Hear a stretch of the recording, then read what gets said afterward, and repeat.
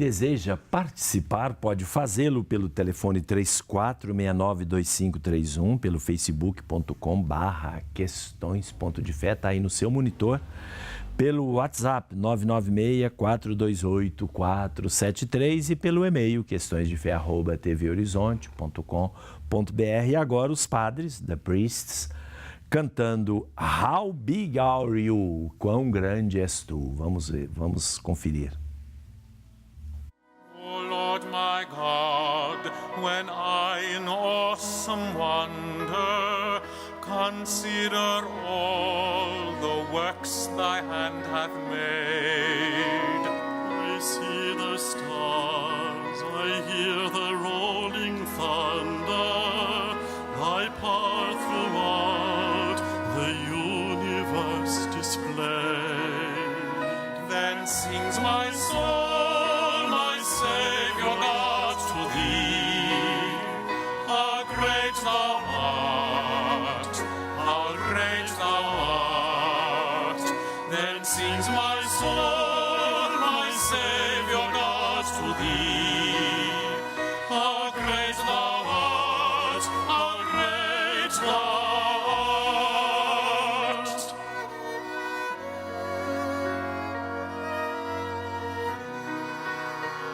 When Christ shall come with shouts of acclamation and take me home, what joy shall fill my heart? Then I shall bow in humble adoration and there proclaim, my God, how great thou art. Then sings my soul, my Savior God, to thee. How great thou art, how great thou art. Then sings my soul, my Savior God, to thee. How great thou art, how great thou art. Then sings my soul, my Savior God, to thee. How great thou art, how great thou art. Then sings my soul, my Savior God, to thee. How great thou art, how great thou art.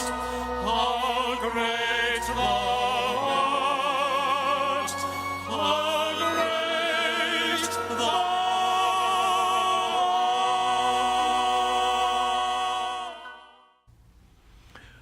Muito bem, agora falando da caridade, a palavra caridade vem de caris, caris do grego, é a mesma raiz de graça, graça também é caris. Caris, portanto, é uma palavra grega que dá origem em português a duas palavras que muitas vezes as pessoas não ligam, não juntam, graça e caridade. Aí, por que alguém poderá perguntar, né? Por que caris dá origem à palavra graça e à palavra caridade? Porque nós vamos ver que é a mesma coisa. No fundo, é a mesma coisa. Graça, gratuidade, amor desinteressado, amor sem espera de nenhuma retribuição e caridade são sinônimos, mas nós vamos explicitar um pouco mais. E a caridade, portanto, é uma virtude teologal pela qual amamos a Deus sobre todas as coisas, diz o Catecismo da Igreja Católica, e ao próximo por amor a Ele. E aqui vem uma confusão muito grande que alguém faz também. Deus e o amor ao outro não são concorrentes, não são dois amores, o amor a Deus e o amor, como se fossem duas formas de caridade. Não, é uma só. Nesse caso, o amor a Deus, como diz o próprio evangelista São João, como é que você pode dizer que ama a Deus que não vê, se não ama o seu irmão que você vê? Portanto, o amor é um só.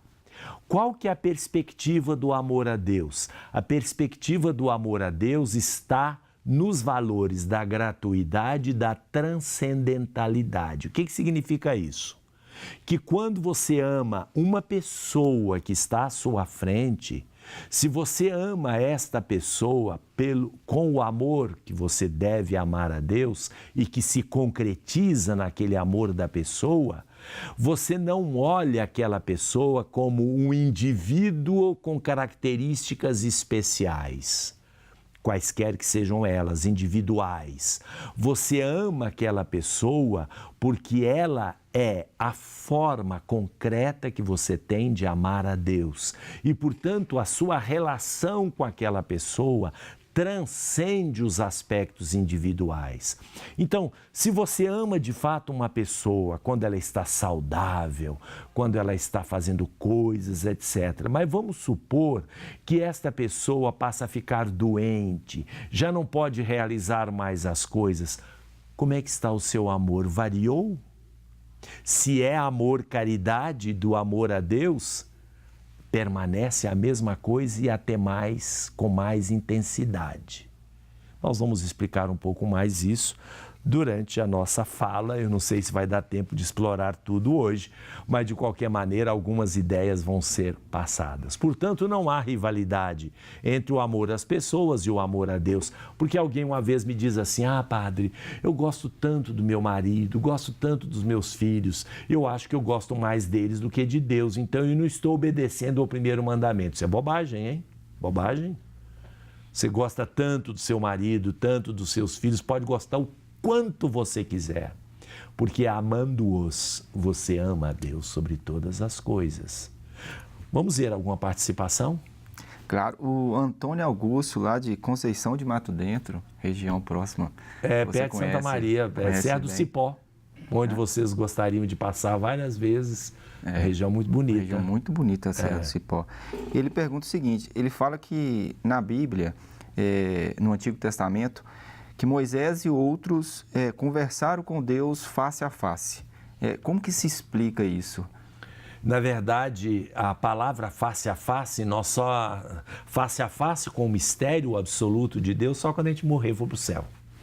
Porque a própria Bíblia diz exatamente nesta passagem, ninguém pode ver a face de Deus e ficar vivo. Portanto, não existe isso. E São João disse também no Evangelho, ninguém jamais viu a Deus. Então, a relação de Deus com Moisés não foi uma visão face a face. Moisés só viu uma sarça que ardia sem se consumir, um fenômeno natural.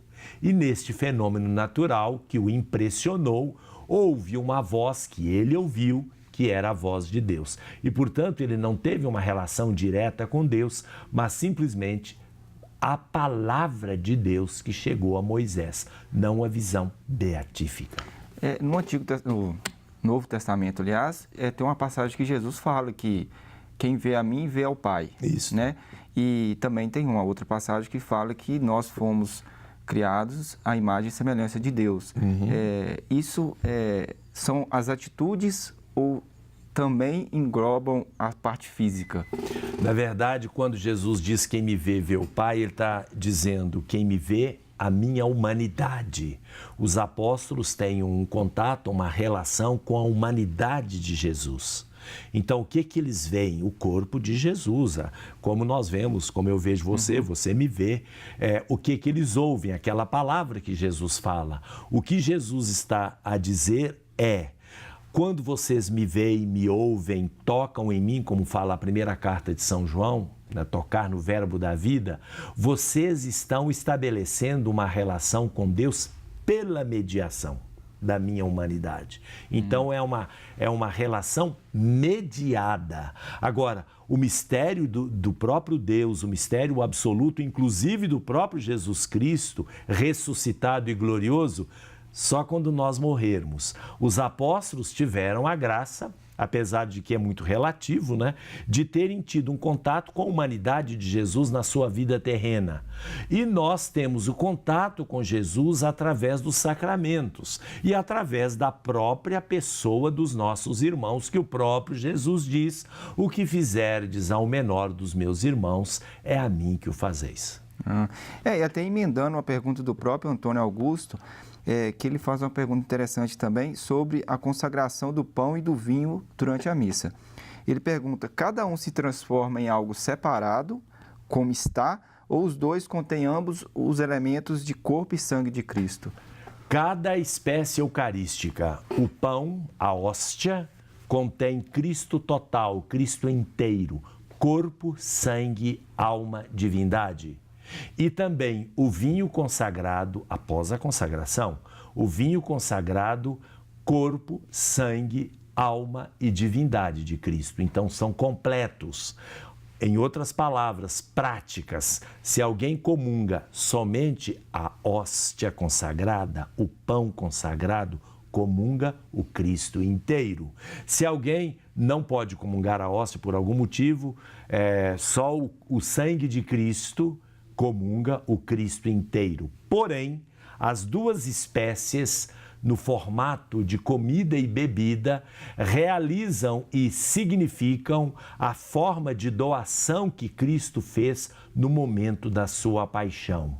Quando entregou-se, o seu corpo foi totalmente entregue e o seu sangue foi totalmente derramado, como nós vemos pela lança no seu lado, quando saíram a última gota de sangue e água. Esse aspecto de separação é o aspecto sacrificial que a Eucaristia quer significar, mas o Cristo está presente em qualquer uma das espécies. Eu acho que você entendeu.